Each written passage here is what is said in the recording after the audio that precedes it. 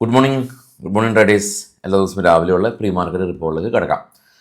European market ഇന്നലെ roller coaster റൈഡാണ് കണ്ടത്. കാരണം യു എസും യൂറോപ്പും തമ്മിലുള്ള ഒരു ട്രേഡ് ഡീൽ വന്നതിന് ശേഷം അതിശക്തമായ രീതിയിൽ റാലി രേഖപ്പെടുത്തി.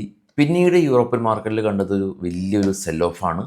ലോങ് ടൈമായിട്ട് ഈ ഒരു താരിഫ് യൂറോപ്പിന് ഗുണം ചെയ്തേക്കില്ല എന്നുള്ള ഒരു പെർസ്പെക്റ്റീവിൻ്റെ പുറത്താണ് യൂറോപ്യൻ മാർക്കറ്റ് ഇടിവ് രേഖപ്പെടുത്തിയത്. യു എസ് മാർക്കറ്റും അതുപോലെ തന്നെയാണ്, നെഗറ്റീവ് സെൻറ്റിമെൻറ്റ്സ് തന്നെയാണ് ഉണ്ടായിരുന്നത്. നമ്മുടെ മാർക്കറ്റിൽ ഇന്ന് NTPC, new India assurance, V-Guard, Voltas പോലെയുള്ള മിഡ് ക്യാപ്പ് കമ്പനീസിൻ്റെ റിസൾട്ട് വരും. നമ്മളുടെ മാർക്കറ്റിലെ ഈ ഫിനാൻഷ്യൽ മേഖല, ആ സെക്ടർ വീക്കാണ്. ആക്സിസ് ബാങ്കിൻ്റെ റിസൾട്ടിന് ശേഷമാണ് ആ ഒരു വീക്ക്നെസ് ഉണ്ടായത്. പിന്നീട് കൊടാക് ബാങ്കിൻ്റെ റിസൾട്ട് മോശമായിരുന്നു.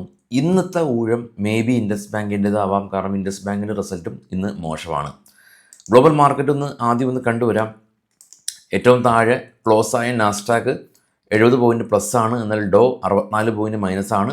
FTSE, CAC 40, DAX, German, UK, France മാർക്കറ്റുകൾ നെഗറ്റീവിൽ ക്ലോസ് ചെയ്തു. ഡോ ഫ്യൂച്ചർ ഇപ്പോൾ ട്രേഡ് ചെയ്യുന്ന ഡോ ഫ്യൂച്ചർ ഫ്ലാറ്റാണ്. ജപ്പാൻ മാർക്കറ്റ് ഇപ്പോൾ ട്രേഡ് ചെയ്യുന്നത് 326 point minus. Korea, China, Australia എല്ലാം തന്നെ നെഗറ്റീവ് സെൻറ്റിമെൻറ്റ്സ് ആണ് ഉള്ളത്. US മാർക്കറ്റിൽ ലിസ്റ്റ് ചെയ്ത ഇന്ത്യൻ കമ്പനികളിൽ ഇന്നലെ വിപ്രോ അവിടെ 5.46% ഇടിവ് രേഖപ്പെടുത്തിയിട്ടുണ്ട് കാണാം. കൂടാതെ ഇൻഫോസിസും ഇടിവ് രേഖപ്പെടുത്തിയിട്ടുണ്ട്. ഇത് നിഫ്റ്റിയുടെ ഓപ്പൺ ഇൻട്രസ്റ്റ് ആണ്. സ്പോട്ട് ഉള്ളത് 24,680 ഏറ്റവും ടോപ്പിൽ റൈറ്റ് കോർണറിൽ PCR കാണാം. പുട്ട് കോൾ റേഷ്യോ 0.5 ആണ്. ആളുകൾ ഹ്യൂജായിട്ട് കോൾ റൈറ്റിംഗ് ചെയ്ത് വെച്ചിരിക്കുകയാണ്. അതുകൊണ്ടാണ് PCR 0.5 ആകുന്നത്. നിഫ്റ്റി ഒരു എക്സ്ട്രീംലി ഓവർ സോൾഡ് സോണിലേക്കും കടന്നിട്ടുണ്ട്. ഒരു പുൾ ബാക്കിന് വേണ്ടിയിട്ട് ഒരു പോസിറ്റീവ് ന്യൂസ് ഇല്ല. അതിൻ്റെ ഒരു ആബ്സെൻസ് മാർക്കറ്റിൽ ഉണ്ട് എന്നുള്ളതാണ്. കാരണം ഇന്ന് ഇൻഡസ്ഇൻഡ് ബാങ്കിൻ്റെ റിസൾട്ട് ഉൾപ്പെടെ നെഗറ്റീവ് റിസൾട്ടാണ് വന്നിട്ടുള്ളത്. സ്റ്റോക്കുകളുടെ വാർത്തകളിലേക്ക് പോകാം. ബൈസിൽ റെക്കമെൻഡേഷൻ അല്ലാതിന് മുമ്പ് mutual fund, swing trade, intraday ഇതെല്ലാം തന്നെ ചിലവ് കുറഞ്ഞ രീതിയിൽ ഇന്ത്യയിലെ ഏറ്റവും ലീഡിംഗ് ബ്രോക്കറായിട്ടുള്ള, അതും നമ്മുടെ ടാറ്റ ഗ്രൂപ്പ് ബാക്കപ്പ് ചെയ്യുന്ന അപ്സ്റ്റോക്കിൻ്റെ അക്കൗണ്ട് ഓപ്പൺ ചെയ്യാൻ താല്പര്യമുള്ള ആളുകൾക്ക് ഫസ്റ്റ് കമൻറ്റിൽ ഞാൻ അക്കൗണ്ട് ഓപ്പണിംഗ് ലിങ്ക് പിൻ ചെയ്ത് വെച്ചിട്ടുണ്ട്. അപ്പോൾ അക്കൗണ്ട് ഓപ്പണിംഗ് അബ്സല്യൂട്ട്ലി ഫ്രീ ആണ്, യൂസ് ചെയ്യാം.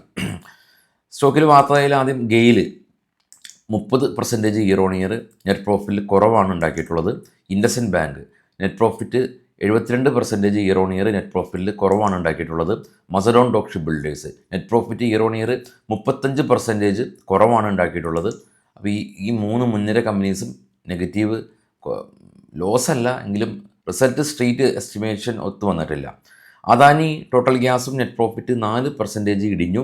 എന്നാൽ റവന്യൂ 21% ഉയർന്നിട്ടുണ്ട്.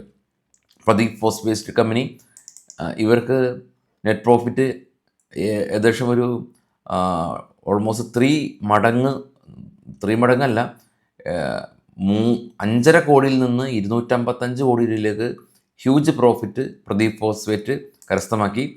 വാരൈ എനർജി കമ്പനി നെറ്റ് പ്രോഫിറ്റ് 20% ഉയർന്നിട്ടുണ്ട്. 619 നിന്ന് 745 ഉയർന്നു. KEC ഇൻ്റർനാഷണൽ കമ്പനി അവർ നെറ്റ് പ്രോഫിറ്റ് 42% വളർച്ച കൈവരിച്ചു. റെയിൽടെൽ കമ്പനിക്ക് നെറ്റ് പ്രോഫിറ്റ് 36% ഉയർന്നു. PNC ഇൻഫ്ര കമ്പനി, അവർക്ക് സൗതേൺ ഈസ്റ്റേൺ കോൾ ഫീൽഡിൽ നിന്നൊരു പുതിയ പ്രൊജക്റ്റ് കിട്ടി. Go digital company net profit 36% ഉയർന്നു. ടോറൻ ഫാർമ നെറ്റ് പ്രോഫിറ്റ് 20% ഉയർന്നു.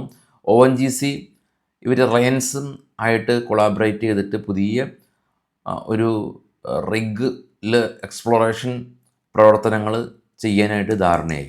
Quiz corp company 4% year on year net profit ഉയർന്നു. Bajaj health care company 65% year on year net profit ഉയർന്നു.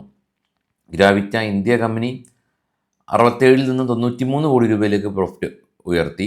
NTPC green 139 നിന്ന് 220 കോടി രൂപയിലേക്ക് നെറ്റ് പ്രോഫിറ്റ് ഉയർത്തിയിട്ടുണ്ട്. അതുപോലെ തന്നെ അരവിന്ദ് ഫാഷൻ കമ്പനി 1 കോടി രൂപയിൽ നിന്ന് 12 കോടി രൂപയിലേക്ക് പ്രോഫിറ്റ് ഉയർത്തിയിട്ടുണ്ട്. അപ്പോൾ ഇതാണ് സ്റ്റോക്കുകളുടെ വാർത്തകൾ. വൈകിട്ട് 7 മണിക്ക് പോസ്റ്റ് മാർക്കറ്റ് അപ്ഡേറ്റ്സ് ആയിട്ട് എത്താം. എല്ലാവർക്കും ശുഭദിനം നേരുന്നു. Thank you.